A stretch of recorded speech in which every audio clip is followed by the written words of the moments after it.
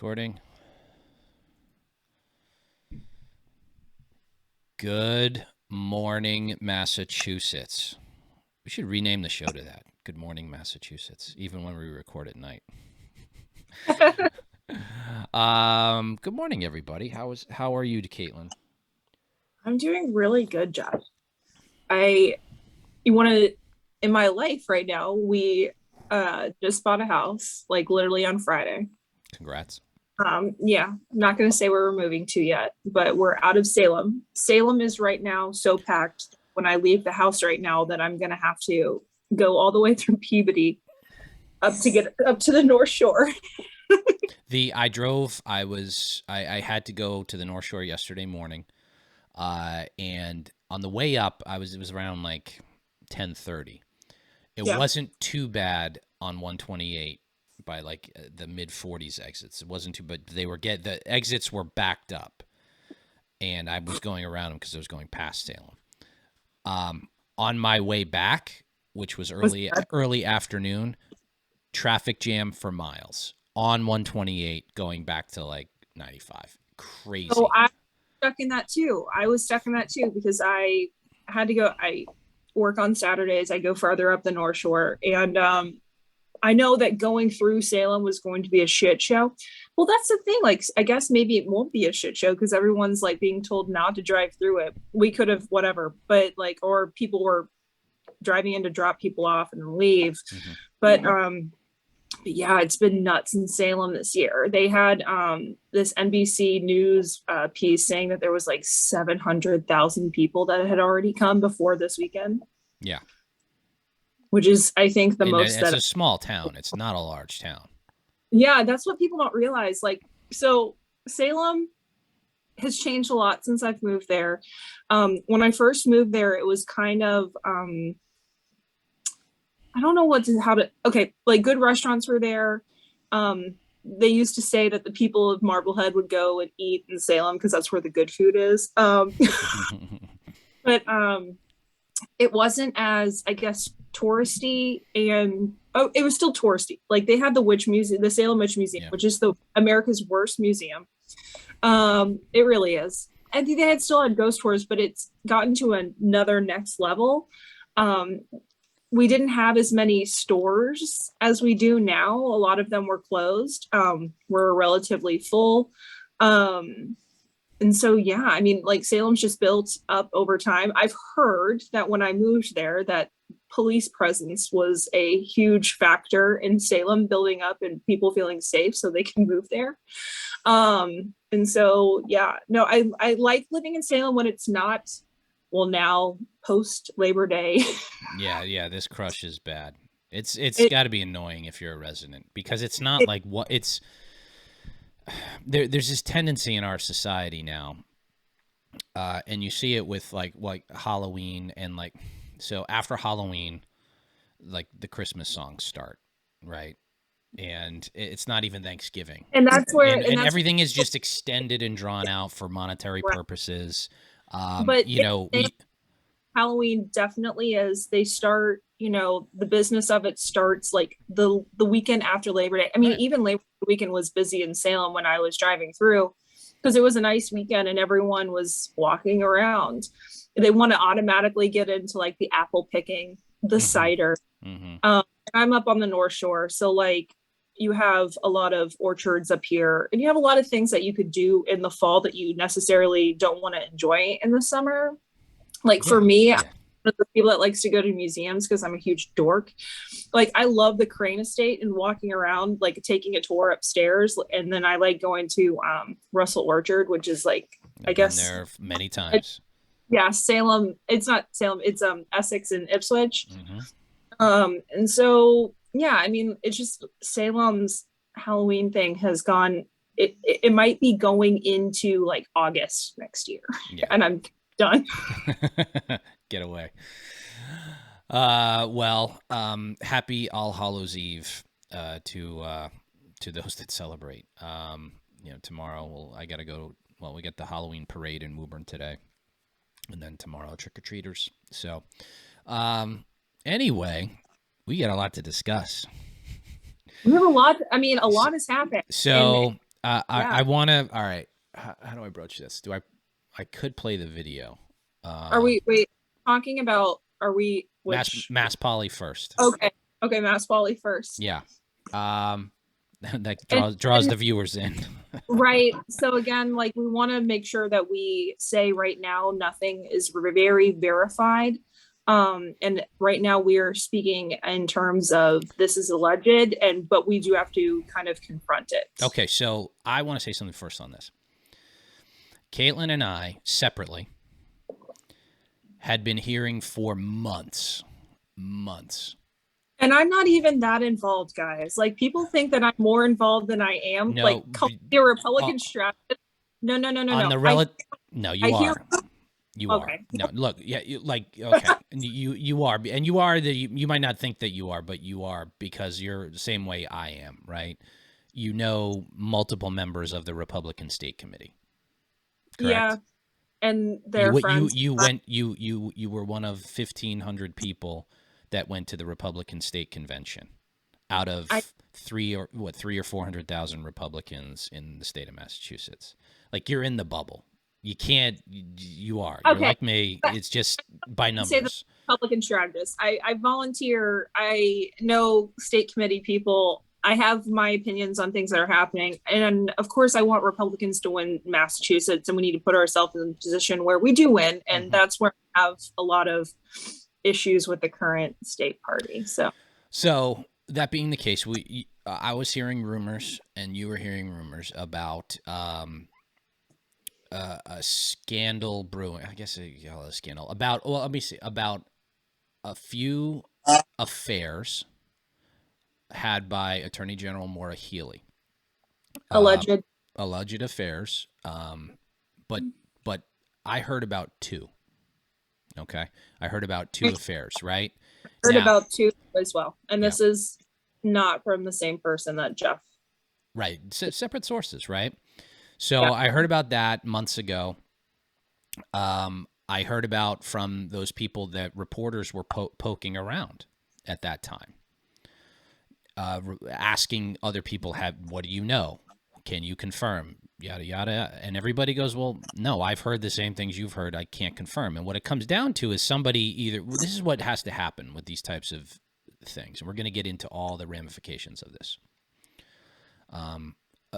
Allegedly, assuming it's true. We'll keep saying that for legal purposes. Right now we want to make sure that it's very clear that nothing is confirmed, that we heard these rumors and we heard them from separate people, and everything is alleged so far. But it is something until it's not, but we know it's not. And this is like Jeff and I have had long discussions on whether or not we've wanted to talk about this, because we need the media to kind of step up and do their job if this is the case. So all right, we'll get into that first. I guess we'll jump around. Who the hell knows? The first thing that needs to happen is somebody in the media needs to go up to the Healey campaign or Maura Healey herself and ask the very simple question: did you have a sexual relationship with any of your security detail that was members of the state police at any time? Okay, that's question one. Nobody's asked that question. Nobody's, the press is poking around this, but it's like, go ask for the source. Because at that point, there's either silence, a denial, or confirmation, or some wishy-washy answer that sort of gives you the answer that you need, and then you can go further. Two, somebody needs to go on the record, right?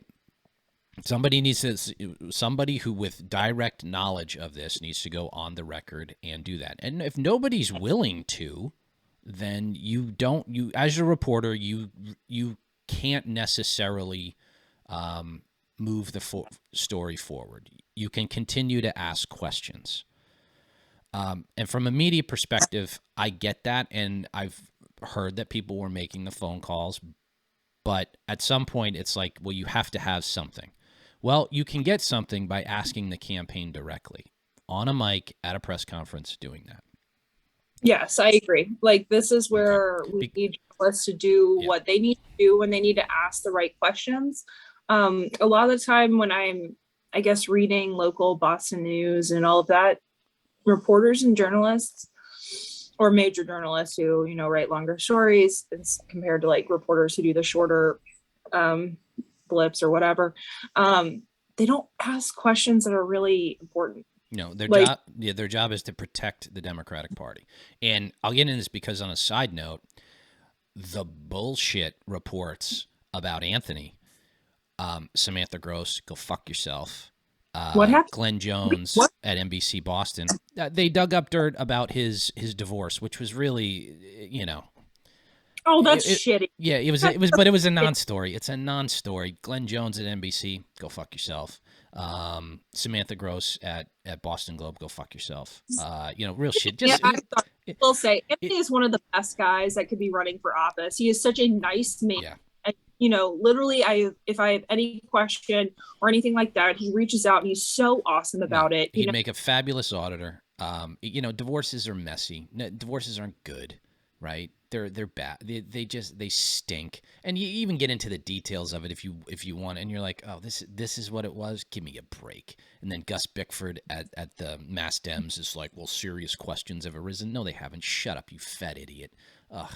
And I know he pushed this. I know he pushed this because they're a little worried that Diana DiZoglio sucks as a candidate, and she might lose. You mean when she? But you mean? Oh yeah. Do we talk about her? Do we want? Yeah. Do we want to get into her rumors? Mass Poly Press, do we want to get into that? Because I'm happy to fucking talk about that. Rumor, it is like confirmed that she worked for an anti-LGBT church, like crazy church down in Alabama. Okay. I'm not even talking. I do have experience because I have lived in the South. These places are like old strip mall, like crazy old school evangelical, but like crazy evangelical to the point of like nut job cultists.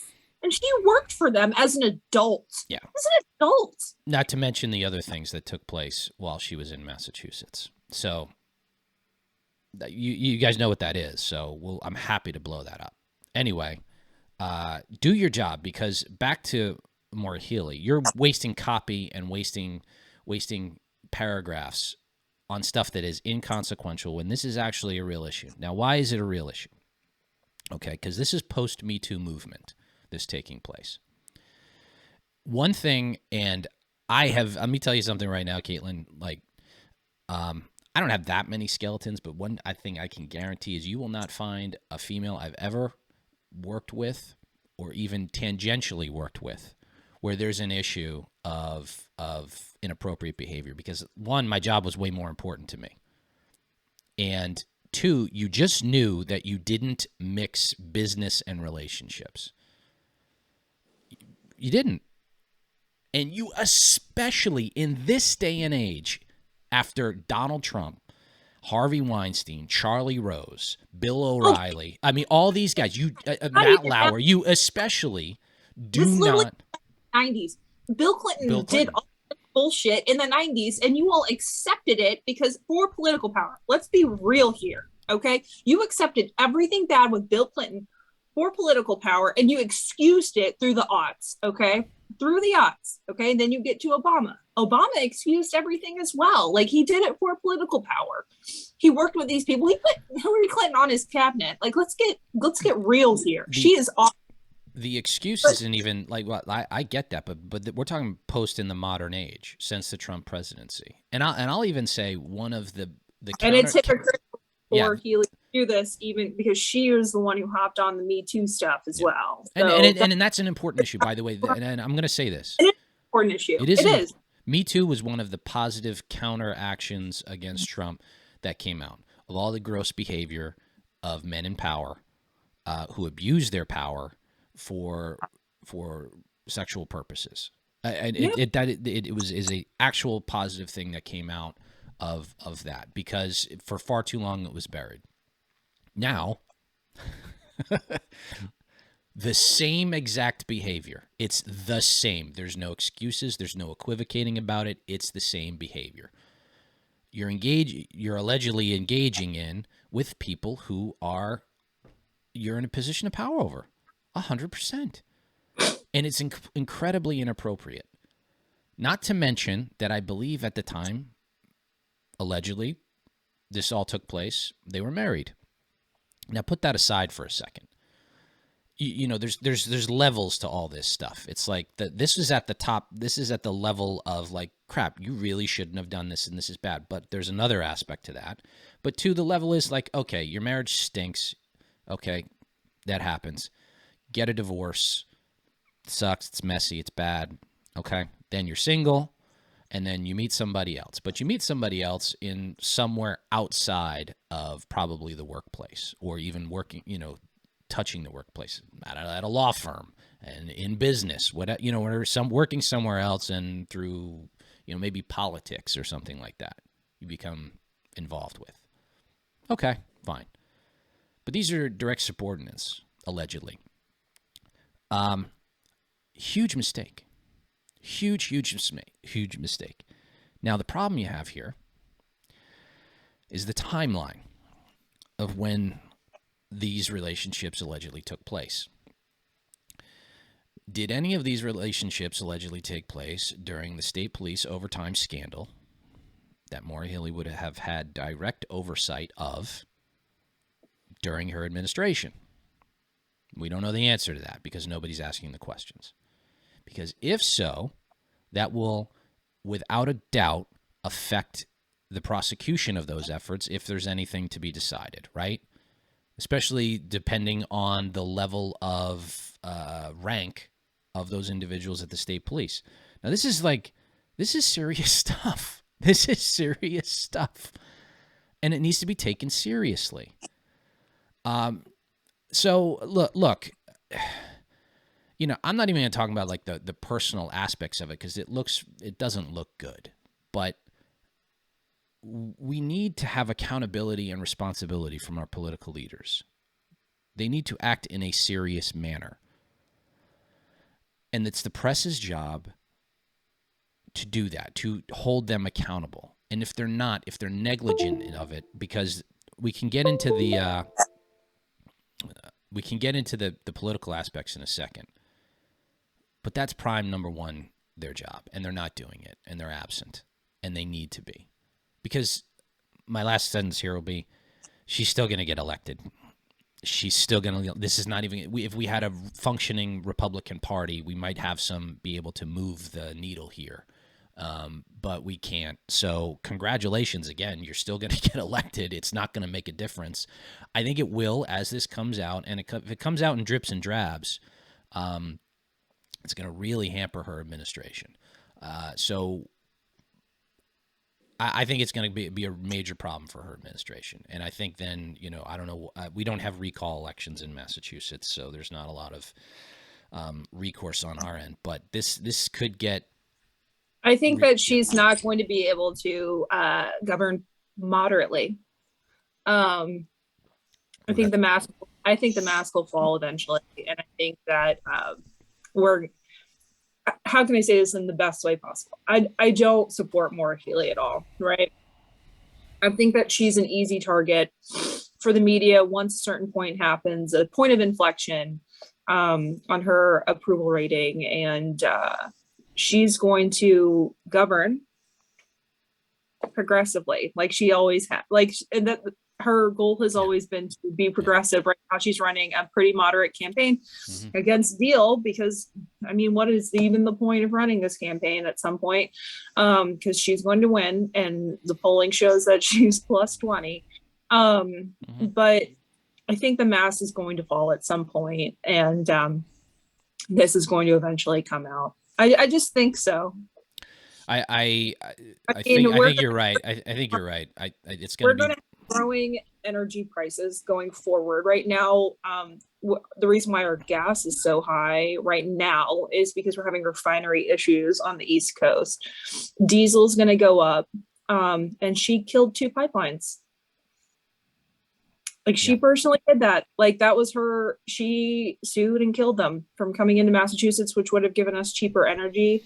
I don't think that she's well known for being a likable person, and so I just don't see things ending well for her unless she takes the actual real advice that she governed moderately. Well, here's the thing: her base is very good at taking advice at all. So there you go.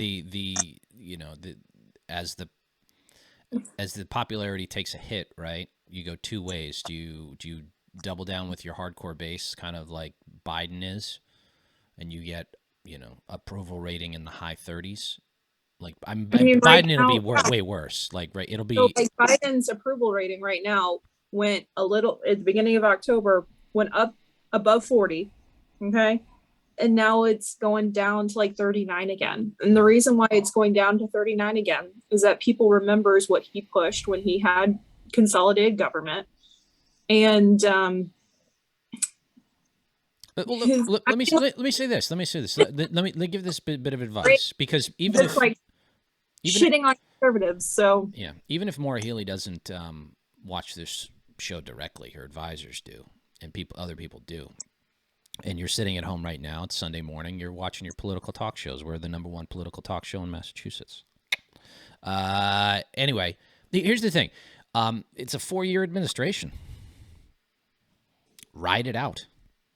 Now, the easiest way to screw that up is to do progressive things. You want to like reinstitute vaccine mandates. You want to, kill more energy. You want to spend billions on green energy. You want to do all these progressive pipe dreams. You want to make everything a bike lane. You want to force everybody on a train. You want to do all these insane stuff. All this insane stuff. Your popularity will tank, and it won't matter about any scandals. In 4 years, okay, because somebody will come along and beat you. Now, it'd be better to have this all come out now and then stabilize and then do moderate things, govern moderately, and do that. I mean, that's solid advice. That's honest advice from this end. But you're right, Kaitlin. I don't think she's going to take it. I think the pressure will be too big to do what the left wants, to have her, have them support her, and it will be just raise taxes, spend, Green New Deal type of activity, even though she consciously knows that these are bad ideas. It's 50.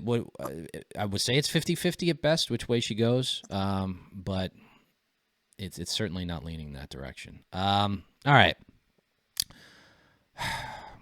So we'll see what happens with the alleged scandal brewing. We're just hearing about things from other people and stuff we're seeing online. So, folks have reached out to us. Hey, what else might you know? And we're like, what do we know? Like we're just told other things, right? People talk to us. We don't know.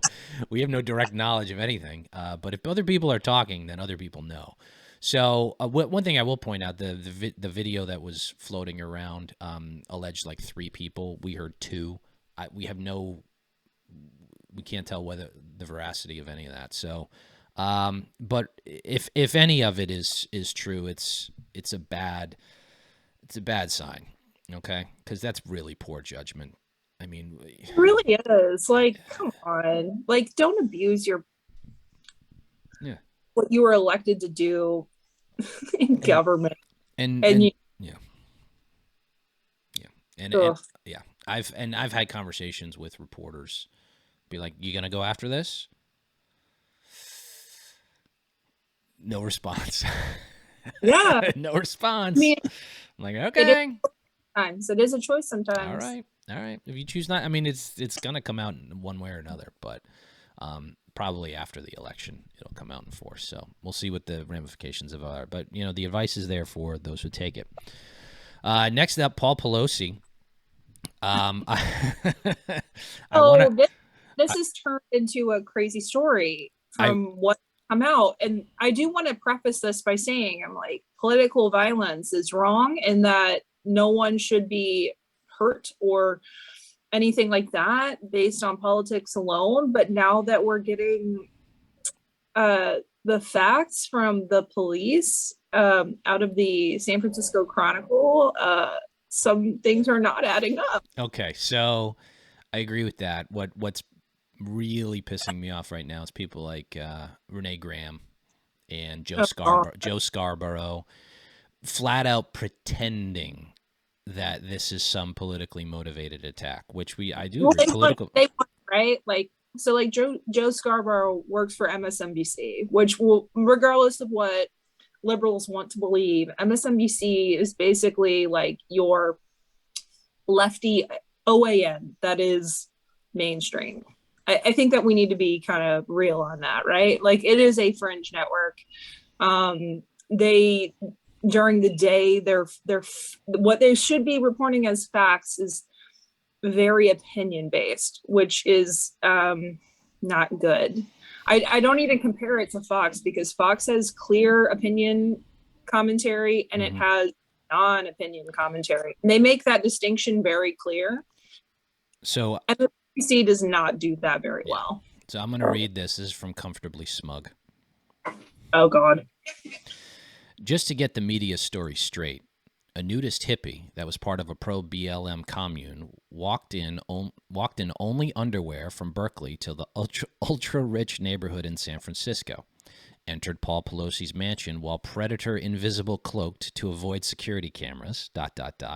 wrestled with Paul Pelosi while a mysterious third man watched. Paul went to the bathroom, called 911, returned to wrestle the hippie nudist. The unnamed third man let police in, and then the hippie hit Paul with a hammer because he saw Kevin McCarthy news conference a year ago. That was a funny tweet. Yeah. Again, but he got the facts right.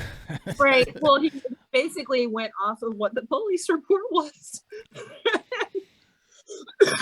And then went off what liberal journalists are saying right now for the Kevin McCarthy piece. Yeah. They just need, like, look, whatever, Paul Pelosi's up to, it clearly went south. I debate whether I was like, is this anybody's business? I'm like, yeah, it's sort of somebody's business. But, like, here's the thing. Like, try to bury it. Okay, makes sense. But don't try to. The reason why the right is getting after it is because you're, like, saying this is this is a political assassination attempt. Like, cut the crap. Right.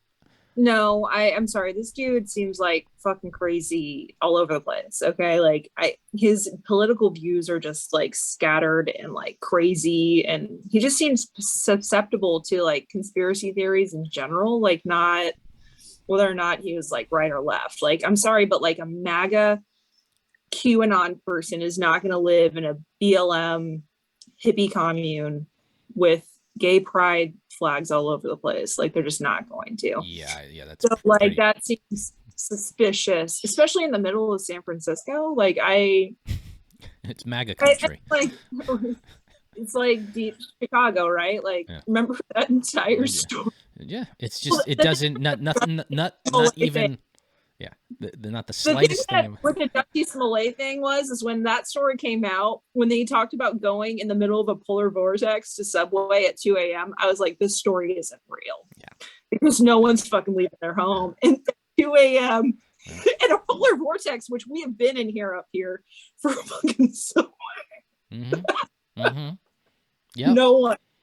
Yeah, it feels like Sub-Zero. But anyway, San Francisco is like a liberal hippie like hellhole. Like it's fascinating to me who will debase themselves by putting it, like, backing up the narrative that this is some right-wing lunatic who wanted to assassinate Paul Pelosi or Nancy Pelosi. Like, this is not Kavanaugh or the ball field shooting and with that injured Steve Scalise. These aren't even comparable things.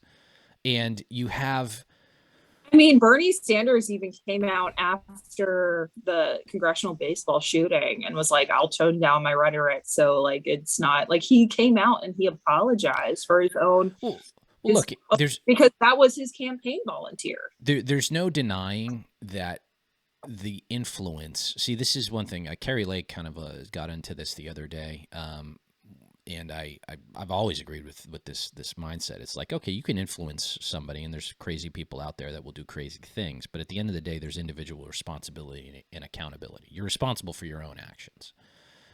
I mean, you're not even if you have inflammatory rhetoric, it's not good. It doesn't, whether you're Trump or you're Maxine Waters or you're Bernie Sanders or whomever, yeah, it's not good. moves us in a direction that we don't want to go in. And everyone But people agrees are with responsible for their own actions. Everybody on out there that everyone agrees with you. Like political violence is something that we should not have in our modern society, but it is happening. And so like first we see the congressional baseball here shooting from a Bernie Sanders Democratic campaign volunteer, and the media immediately jumps on, oh, we need to support. Well, no, who was it? That one MSNBC Joyanne Reed was like, oh, we should feel sorry for Steve Scalise, but at the same time, we need to look at his history. It's hard to forget his history. It's like, because you're saying it's like, oh, we should feel bad, but you kind of deserved it. Like that's what they're saying. Right. So, and up until January 6th, the overall movement of political violence was largely on the left. But then it's like January 6th happens, and you're like, all right, well, you know, you can point to say both sides. Unfortunately, I mean, because it's like now it's on both sides.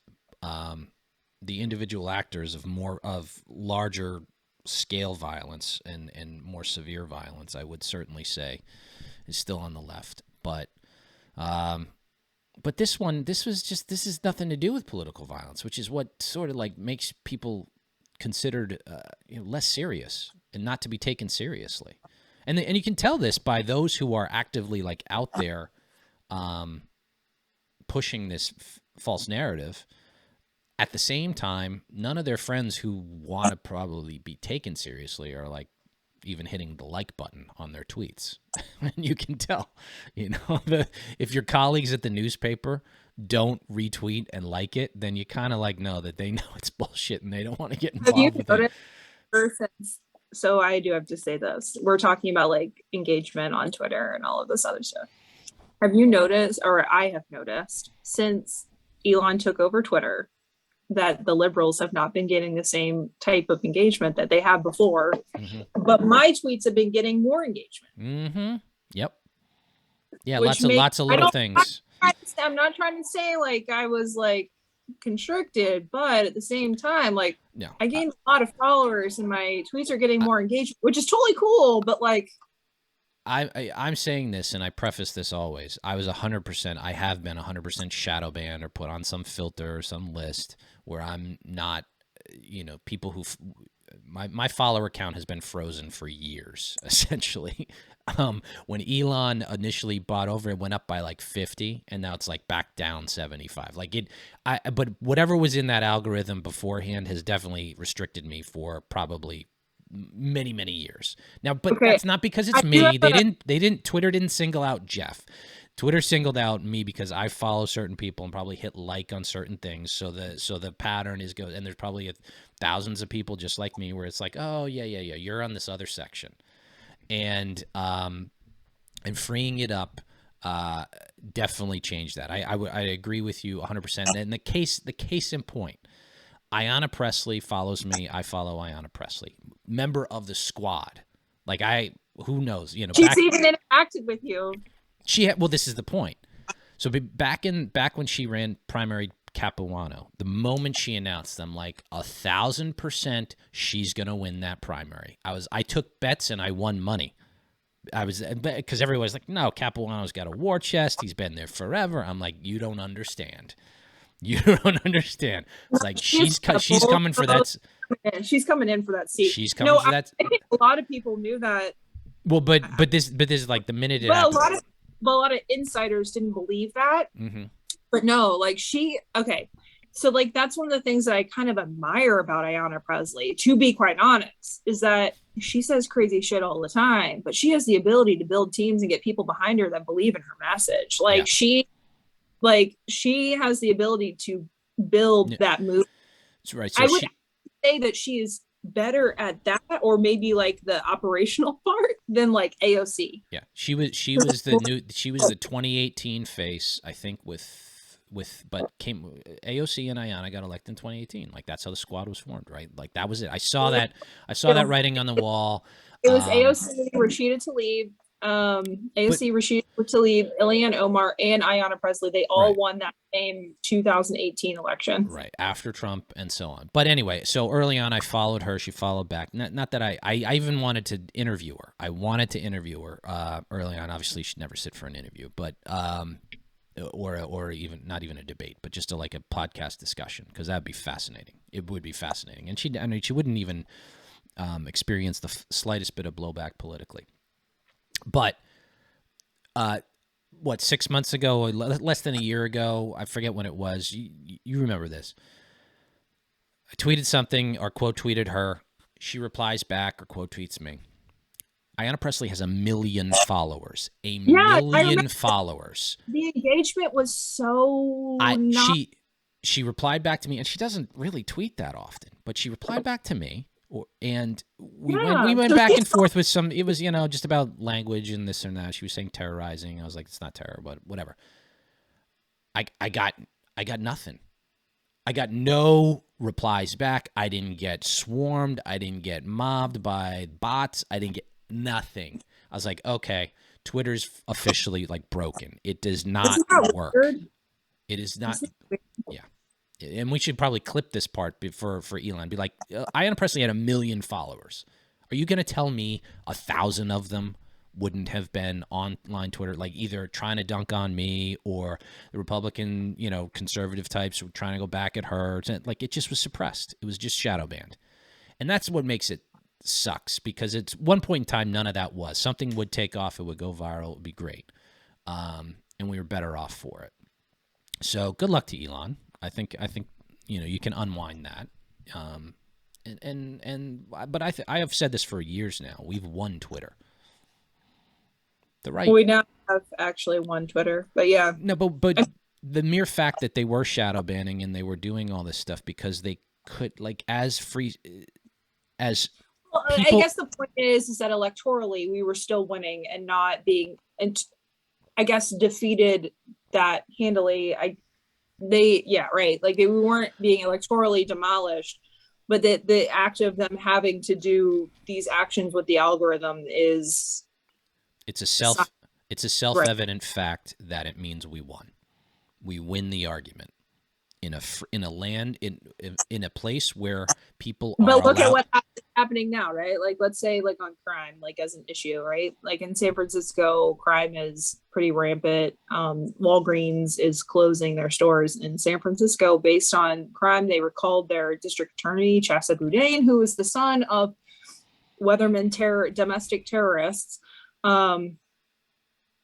We were talking about this for a long time. Like, that this is not like some new topic. Like, when we see videos of Walgreens getting smashed and grabbed, like looted, these are very real things. And so, like, when you see like Twitter and like the liberal media like trying to go after that, it's like, you're telling that my lying eyes when I see this smash and grab happen, that I'm lying to myself. And that is what your point is. Not that the crime is actually happening and now you're losing because you didn't handle that crime. That's not how civil society works. And like, our concern is the crime that is happening and whether or not it's being taken care of. And that's what is pushing a lot of engagement on those type of videos. Yeah. And the people who oppose the videos think that the videos are the problem. The people think that the talking about it is the problem. And in a place where speech is... They don't even their point, right? Like, their point is to have a restorative justice point of view on like criminal justice and all of that. But you're not even helping your point if you're not going to acknowledge that what we're watching right there is a problem. And that's kind of where I think that the discussion on this is that conservatives say that there is a problem and liberals try to pretend that it doesn't exist. And that's going to come to head. Like, it is. Especially where people are allowed to speak freely. Right. Liberals lose that exchange. Full stop. All right. We're going to wrap this one up. Head on over to patreon.com/RINOPod, only $1 a month for extra content. We look forward and appreciate your support there, and always like our patrons who happen to join us. Follow us on Twitter.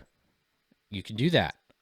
We usually do an episode a week, try to keep it short and sweet and talk about all things Mass Poly. I guess we'll do one prior to the election, maybe predictions, something like that. For Massachusetts, ain't gonna be pretty for on our side. It's the none of the stuff we talked about on this episode is really gonna affect anything electorally, and we're not even in a position to take advantage of it. But shrugged your shoulders. Oh well. All right, but we will talk to you next time, and have a great week, everybody. Bye-bye. Bye.